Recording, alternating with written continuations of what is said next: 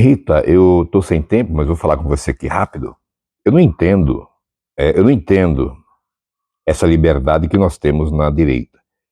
Se eu discordar de algo do Bolsonaro ou dos filhos da esposa dele, eu sou petista, é isso? Você não pode, você tem que concordar 100% com tudo, né, que um político faz. Se alguém lá do PT discorda de alguma coisa do Lula, ele é bolsonarista? Pergunta não ofende, não é?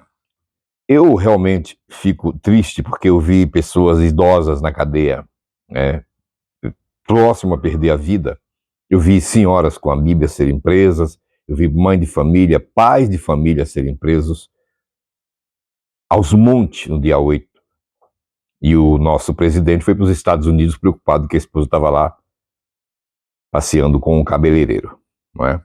Ficou calado, ficou deprimido, não por conta dos milhares que estavam nas praças, né, gritando palavras de ordem e foram pegos pelo o péssimo exército brasileiro, não é? E a Policinha Federal do Brasil. Mas por conta da esposa que estava sozinha lá e ele estava aqui, né? Ficou chateado. E o primeiro avião ele embarcou, não é? Aproveitou que ele não estava no governo e foi de graça, né? Ele disse, certamente ele disse para Michele Bolsonaro, eu vim de graça, né? Eu vim de graça. E deixou o Brasil se lascar. Ao retornar, ele não convocou 2 milhões de pessoas para pedir anistia pelos pobres presos, né, do 8 de janeiro, não. Ele não convocou a população brasileira para isso, dona Rita. Ele convocou o povo para dar dinheiro para ele. Foram 80 milhões de brasileiros, segundo o presidente do Banco Central, que é bolsonarista, era, não é? Cada pessoa deu um equivalente a R$ 20 para ele. Faz a conta quantos milhões esse cara tirou. E depois disso, com a cara mais lavada, veio dizer que isso eram 17 milhões. Não, chegou a mais de 500 milhões de reais que ele recebeu.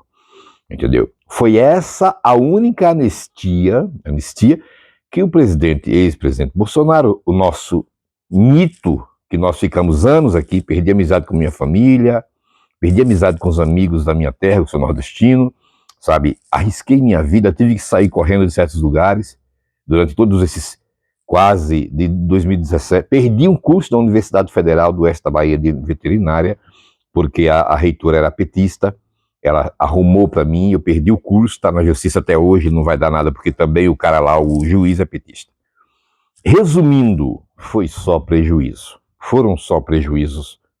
Noites sem dormir, para depois levar nome de petista.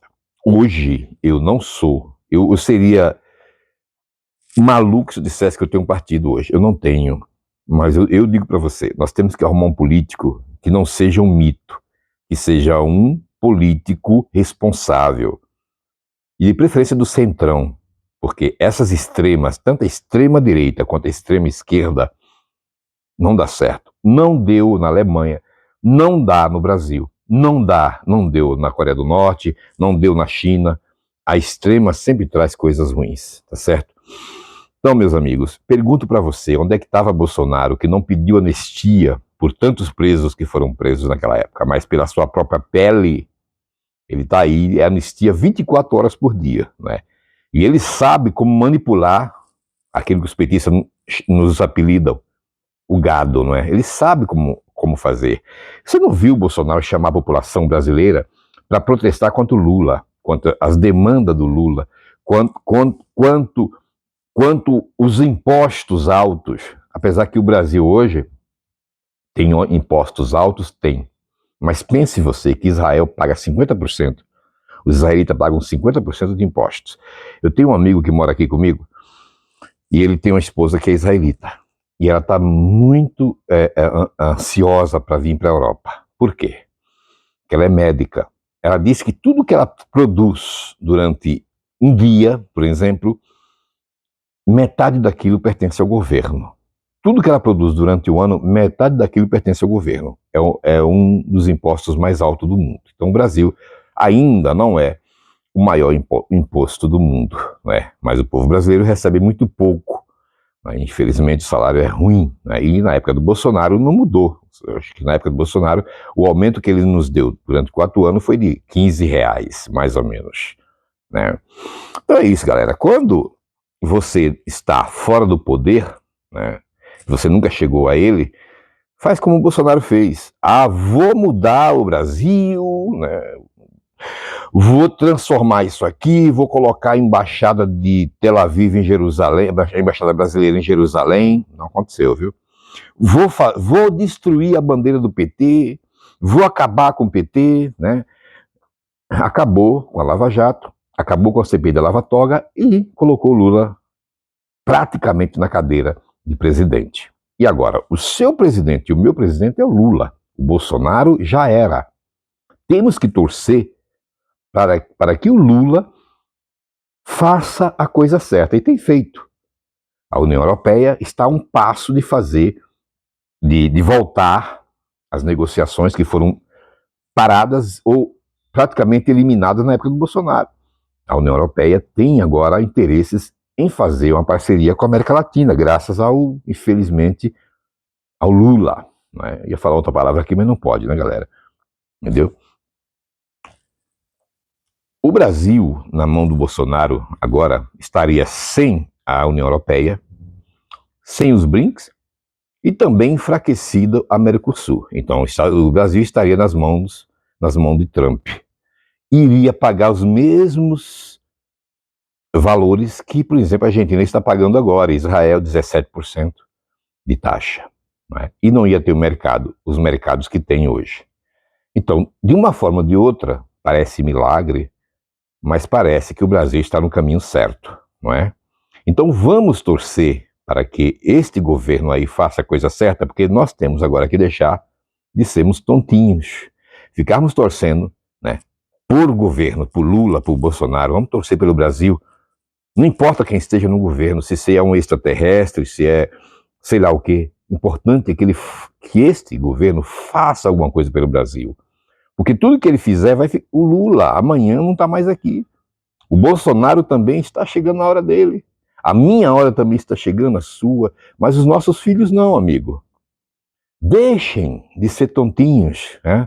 Deixem de ser tontinhos, dar dinheiro a pastores corruptos, idolatrar políticos, porque todos eles só têm um objetivo: sair do governo. Na América Latina é assim: sair do governo e deixar a família dele rica, né? Deixar ele rico e os familiares dele ricos. O resto é se der certo.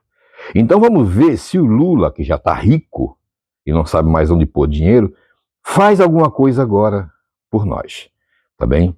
Eu digo para você, o Lula é um nordestino, é corajoso e é inteligente.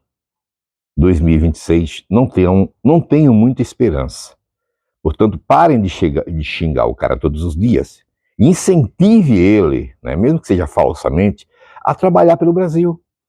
Tá bem? Incentive, porque cada nome que você xinga o Lula, ele vê, ele castiga mais um pouquinho, aumenta os impostos, rouba mais ainda, porque ele está no fim da vida, ele quer deixar a família rica.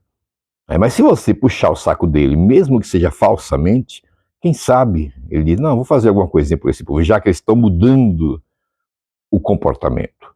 Tá certo, pessoal? Ele está no governo. Nem a justiça da época, nem o Bolsonaro impediram. Ao contrário, ajudaram.